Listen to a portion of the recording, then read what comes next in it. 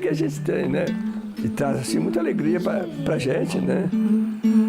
Eu tenho essa preocupação de garantir para ela esse futuro financeiro para ela, para que ela possa, entendeu, se manter em nossa ausência.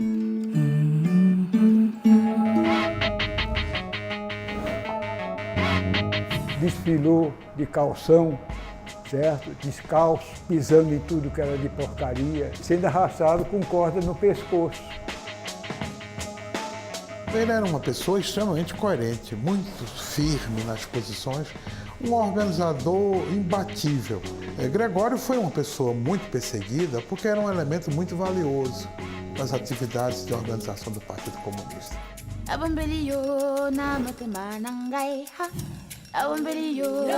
Eles querem trabalhar para dar até um pouco mais de dignidade, de condições para quem fica lá, porque muitos deles deixaram família, esposa, filhos, não é? Pais. Então, o objetivo deles é o trabalho. Enquanto solicitantes de refúgio, as pessoas elas têm acesso à documentação em caráter provisório, né, o acesso à documentação como pessoa física, o CPF, acesso à documentação laboral, a carteira de trabalho e, na verdade, é estimulado que ela possa se sustentar, se autonomizar na sociedade, porque o processo de reconhecimento do refúgio é um processo complexo, tem uma certa extensão temporal. Tudo isso agora no Via Legal.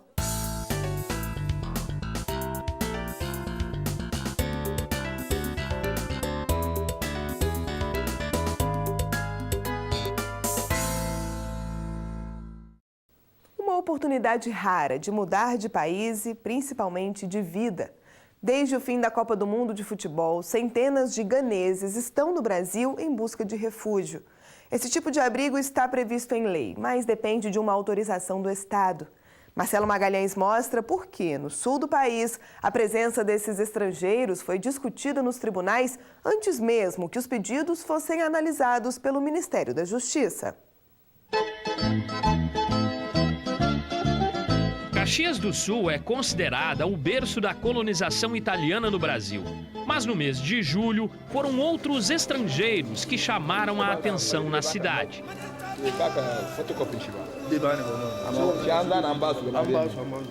Todos são de Gana, vieram da África durante a Copa do Mundo. O torneio acabou, mas muitos decidiram não retornar para casa.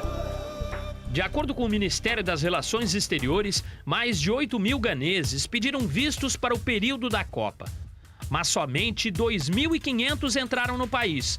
Desse total, 1.132 continuaram por aqui depois do fim dos Jogos. Além de Caxias do Sul, Criciúma em Santa Catarina e Samambaia no Distrito Federal têm recebido os africanos, que agora tentam conseguir a condição de refugiados. A legislação brasileira estabelece alguns critérios para que um indivíduo possa ser considerado um refugiado. É preciso, por exemplo, que ele tenha deixado o país de origem para fugir de graves violações dos direitos humanos, ou que não queira retornar por motivo de perseguição social, racial, política ou religiosa. Ao chegar ao Brasil, quem atende às exigências deve encaminhar o pedido ao CONARE, o Comitê Nacional para Refugiados, que é ligado ao Ministério da Justiça. Apesar de não se enquadrar em todos os critérios, Ibrahim, que é técnico eletricista, espera ficar no Brasil. Ele pretende ficar aqui o tempo que for necessário para poder juntar algum dinheiro, que ele quer se sustentar. Ele não pretende voltar, primeiro pelos problemas pessoais que ele teve, mas que ele precisa também fazer... trabalhar com a sua profissão aqui, ganhar dinheiro, poder pagar seu próprio apartamento, que ele não estava conseguindo lá por causa dos problemas econômicos também de Gana. Ibrahim escolheu Caxias do Sul pelas promessas de emprego e pela rede de assistência ao imigrante. Apoio que é oferecido por instituições como este seminário, que abriu as portas para cerca de 100 ganeses. Eles querem trabalhar para dar até um pouco mais de dignidade, de condições para quem fica lá, porque muitos deles deixaram família, esposa, filhos, não é? Pais. Então, o objetivo deles é o trabalho. Mas para entrar no mercado de trabalho, eles precisam de documentos e de autorização do governo. A primeira providência é procurar a Polícia Federal. Com esse protocolo que oficializa o pedido de refúgio, o estrangeiro pode permanecer e até trabalhar no país. Enquanto solicitantes de refúgio, essas pessoas elas têm acesso à documentação em caráter provisório, né, o acesso à documentação como pessoa física, o CPF, acesso à documentação laboral, a carteira de trabalho e, na verdade, é estimulado que ela possa se sustentar, se autonomizar na sociedade, porque o processo de reconhecimento do refúgio é um processo complexo, que ele tem uma certa durabilidade, ele tem uma certa extensão temporal, ele tem uma certa complexidade. Não há um prazo definido para que o CONARE responda os pedidos. O diretor do Departamento de Estrangeiros do Ministério da Justiça reconhece que o processo de avaliação pode levar meses. Nos casos em que a condição de refugiado é negada, a pessoa pode até ser deportada. E caso haja uma decisão terminativa, que não seja de reconhecimento do refúgio, outras portas podem ser abertas para a documentação. Caso nenhuma via de documentação possa ser efetivamente utilizada pela pessoa, aí sim há a notificação para que se deixe espontaneamente o território nacional e, em último recurso, é um recurso até violento, agressivo em relação a outras ferramentas, a deportação. No caso de Caxias do Sul, a presença dos ganeses chamou a atenção do Ministério Público Federal, que ingressou com uma ação na Justiça Federal. O MPF propôs que o município e a União prestem auxílio humanitário aos africanos. Quando eu recebi o processo, eu recebi com surpresa porque nunca tinha acontecido isso e a gente vê uma situação que todos os órgãos estão envolvidos, né? Então a gente tem que toda a sociedade, o Estado, o município, o judiciário, se for necessário intervir numa situação dessas, faz parte da nossa função, né? Poucos dias após a abertura da ação, a juíza determinou a extinção do processo. É que depois de analisar as informações encaminhadas pelos órgãos públicos, ela entendeu que o Estado estava, sim, oferecendo apoio aos africanos. Na Serra Gaúcha, por exemplo, uma unidade móvel do Ministério do Trabalho chegou a ser deslocada para Caxias do Sul. Daqui, os ganeses saem com o documento que consideram o mais importante neste momento: a carteira de trabalho. Nós estamos aqui com o Cinemóvel, que é uma unidade da Fundação Gaúcha do Trabalho, que atende essas demandas em todo o estado, fazendo o cadastramento desse público, né, já no Sistema Mais Emprego, que é a nível nacional, importante, e para que eles possam aí ser inseridos no mercado de trabalho. E pelo interesse de possíveis empregadores, essa inserção deve ser rápida. Nossa missão é recrutar mão de obra para a nossa empresa que fica em Porto Alegre. Nós somos uma empresa de acessórios automotivos, trabalhamos na linha de acessórios automotivos e sabendo da disponibilidade dessa mão de obra aí, nós viemos numa missão de recrutamento. Oportunidade tanto para quem sonha em começar uma nova vida por aqui. Ele acha muito legal o que estão fazendo por ele, a ajuda que ele está recebendo de todo mundo e que ele gostaria que Deus abençoasse todo mundo por isso que está sendo feito, porque eles realmente precisam. Ele é bom.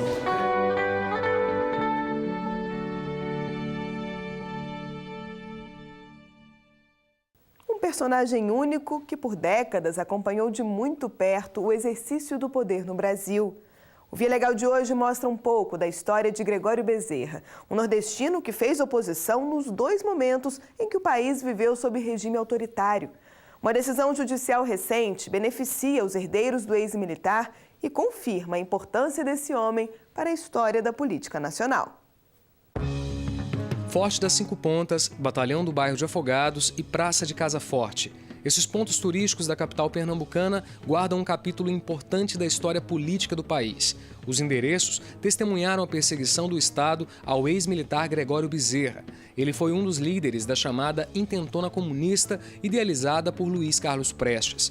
O movimento da Aliança Libertadora Nacional pretendia tomar o poder, derrubando o presidente Getúlio Vargas.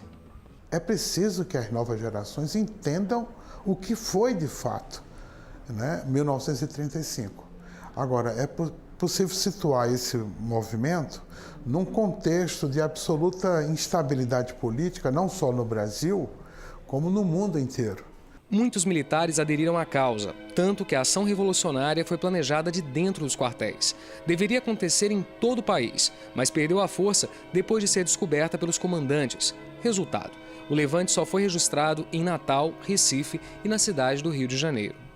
O envolvimento de Gregório Bezerra com a política começou bem antes da intentona comunista e não terminou com o fim do movimento. Pelo contrário, depois disso, o pernambucano que só aprendeu a ler aos 25 anos ao entrar para o Exército virou deputado federal, foi cassado e ainda se envolveu com outras mobilizações da história recente do país, como o regime militar de 1964. Nesse ano, o líder comunista foi submetido a torturas e a humilhação pública.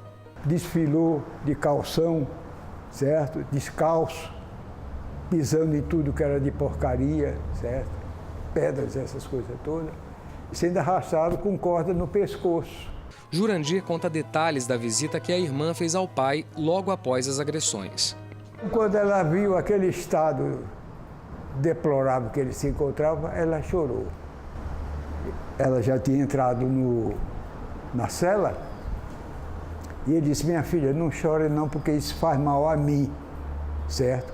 Eu prefiro que você se sente com calma, sem choro, e tire umas pedrinhas que ficaram encravadas no solado dos pés dele, né? 5 anos mais tarde, Gregório foi solto e deixou o país. Ele só retornou em 1979, depois da aprovação da Lei da Anistia. Ele era uma pessoa extremamente coerente, muito firme nas posições, um organizador imbatível.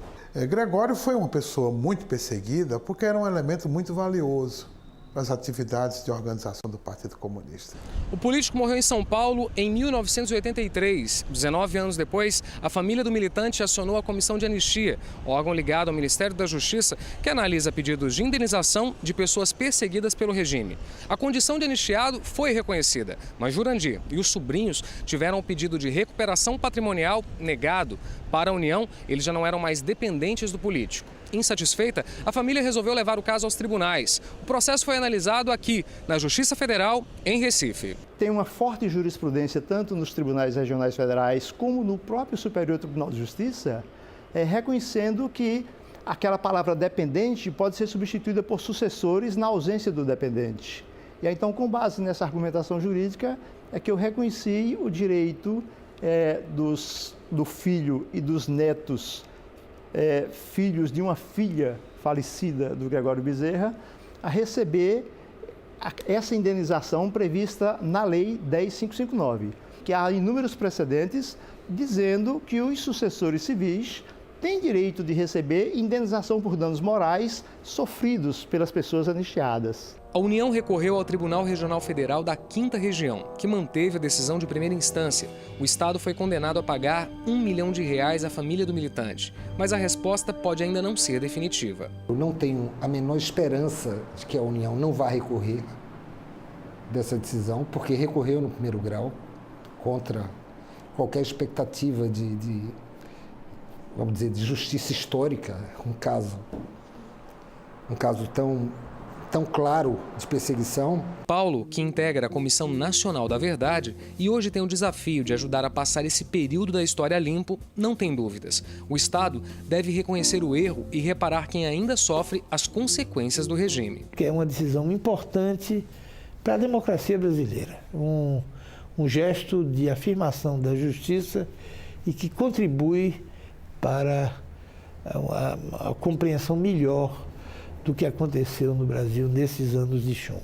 Aos 84 anos, Jurandir faz questão de preservar a memória do pai, relíquias de família que ele não cansa de revisitar.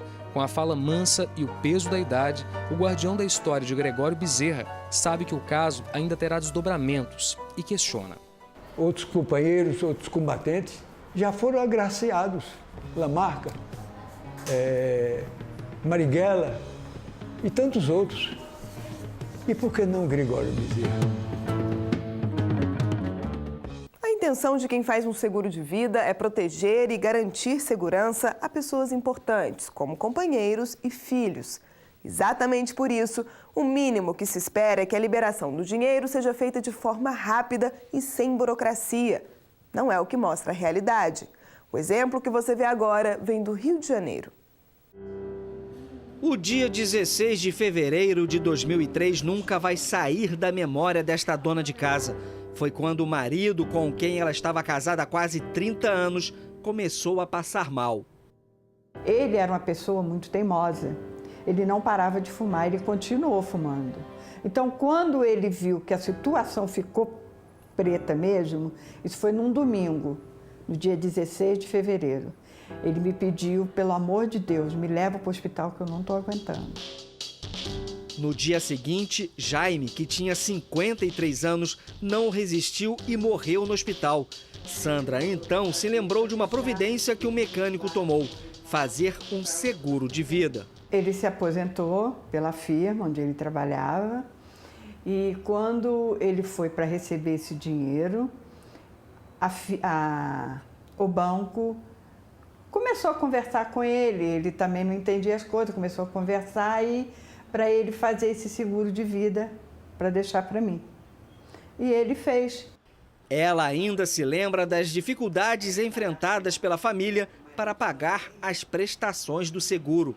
Na época que ele fez esse seguro, muitas vezes, todo mês ele pagava. Então tinha meses que a gente deixava de pagar certas coisas para não deixar acumular o seguro, entendeu? Para não deixar de pagar. Então a gente passou muito sufoco por causa disso. O que Sandra nem desconfiava é que teria de enfrentar uma longa batalha para receber os R$25 mil do seguro. Ao procurar o banco, ela foi informada que o dinheiro não seria liberado porque na hora de assinar o contrato, o marido não declarou que 6 anos antes teve uma doença pulmonar grave. Para a Caixa Econômica e a Caixa Seguradora, esse silêncio sobre esse problema pré-existente configurava uma fraude ao sistema e, por isso, a viúva não teria direito ao pagamento. Em 1992, Jaime teve blastomicose sul-americana. Provocada por um fungo, a doença atinge por ano até 6 mil pessoas só no Brasil. É uma doença que pode dar um quadro infeccioso crônico, por exemplo, com mal-estar, febre, às vezes acometimento de gânglios, né? Pode ser acometimento pulmonar, às vezes acometimento suprarrenal. Então, o quadro clínico varia muito de pessoa para pessoa, mas é muito parecido com a tuberculose. Pela febre prolongada, emagrecimento, né? A pessoa fica asteniada, enfraquecida e pode, quando não tratada com o tempo, acabar morrendo por conta dessa doença infecciosa. Mas tem cura, né? É uma doença que tem cura.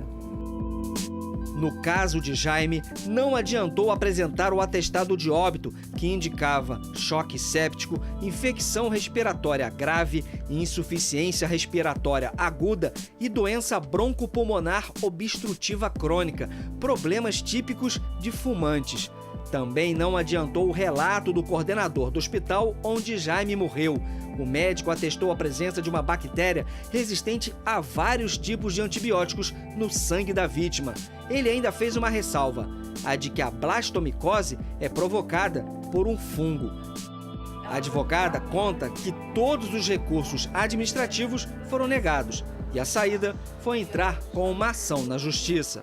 Todos esses documentos foram apresentados à Caixa Econômica, né, na época do requerimento administrativo, e também foram apresentados em juízo, né? Foi a prova que nós conseguimos aí, meramente técnica, né? Não há outro tipo de prova a ser produzida. E não foi o suficiente para a Caixa se convencer do direito da parte. A batalha foi longa. É que o banco e a seguradora não aceitaram a primeira derrota e recorreram ao Tribunal Regional Federal da 2ª Região. Mas a tentativa de se livrar da obrigação de pagar o seguro não prosperou. Ao analisar o caso, os desembargadores concluíram por unanimidade que a blastomicose sul-americana não foi causa determinante do óbito. Os magistrados ordenaram o pagamento do valor do seguro, acrescido de juros de mora, que devem ser calculados a partir da citação judicial. Para este desembargador federal, especialista em direito administrativo, o ideal é que se procure um advogado antes de assinar um contrato de seguro de vida. Ele reconhece que nem sempre isso é possível e que a atitude da dona de casa em acionar a justiça ainda não se tornou uma regra. O que a gente observa na prática o número de pessoas que vai ao judiciário demandar questões relativas a seguro acaba não sendo exatamente o mesmo número das pessoas que foram lesadas em razão das violações a esses mesmos contratos de seguro. E aí, dentro de uma conta, dentro de um cálculo contábil, né, muitas vezes, para a seguradora, vale a pena continuar agindo daquela forma. Sandra ainda não sabe ao certo quanto vai receber, mas já comemora. Vai usar o dinheiro para pagar as dívidas que se acumularam ao longo de toda essa espera. Não vejo a hora que eu quero pagar minhas contas. Por causa disso, as minhas contas ficou tudo atrasada. Aí, um tempo eu consegui limpar. Agora voltou tudo a estaca zero. Mas eu vou conseguir, sim. Tenho fé em Deus. A esperança é a última que morre, né?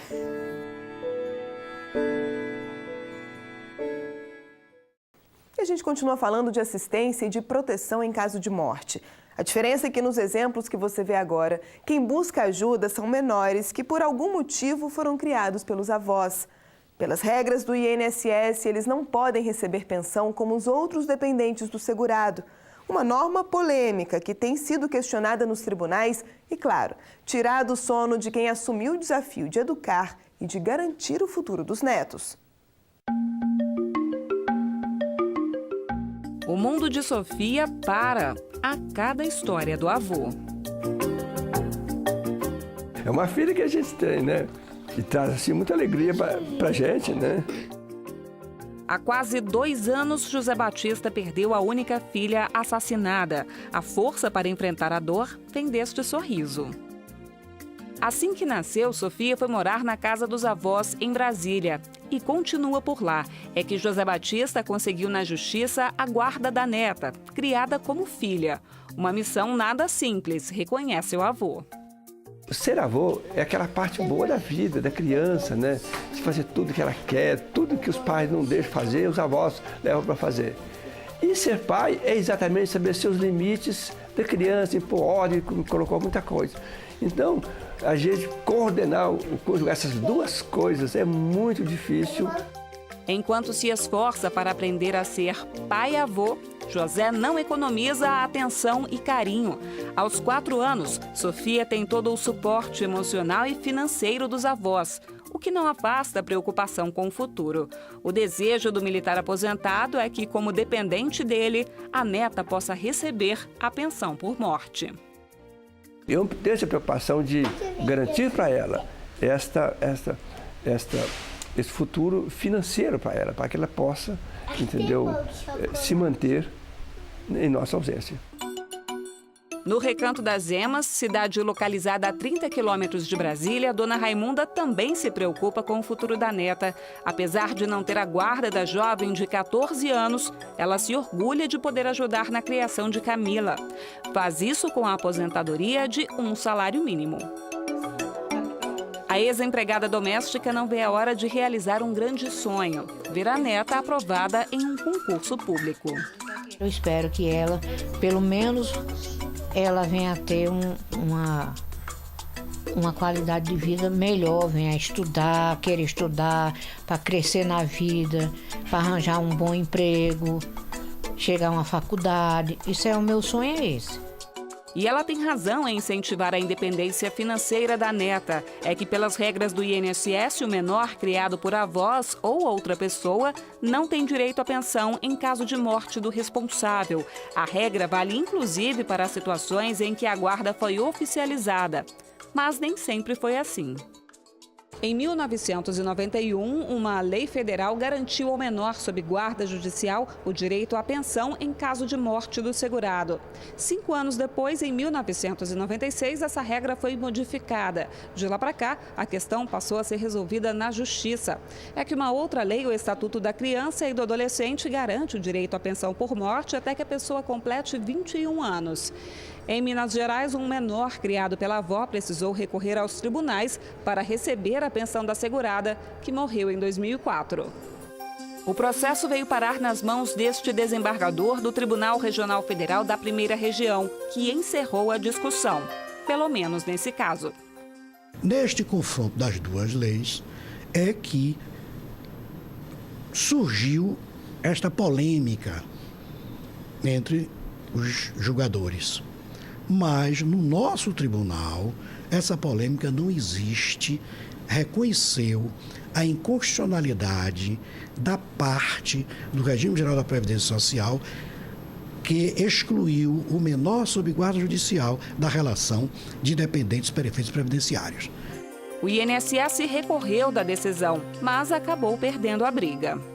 Como se trata de uma decisão judicial, a gente vai cumprir, tá? E a Procuradoria, nossa defensora no caso, vai recorrer diante da lei previdenciária. Polêmicas à parte, dona Raimunda não deixa de repetir sempre que pode o mesmo conselho. Trabalhar para se manter. Não querer ser dependente de ninguém. Procura um trabalho para você ter o seu. José Batista também aposta na educação para garantir o futuro de Sofia e na decisão da Justiça para garantir a pensão da neta, se for preciso. É mais do que justo isso aí, não tem dúvida. Tá? Sim. O que é isso aqui?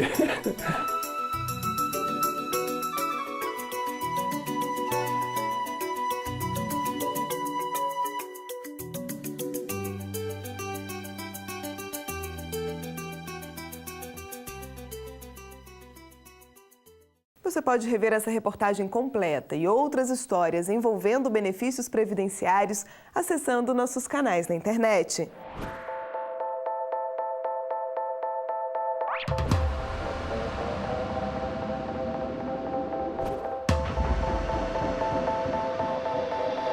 E o Via Legal de hoje termina aqui. Na próxima semana tem outros assuntos discutidos na Justiça Federal. Até lá!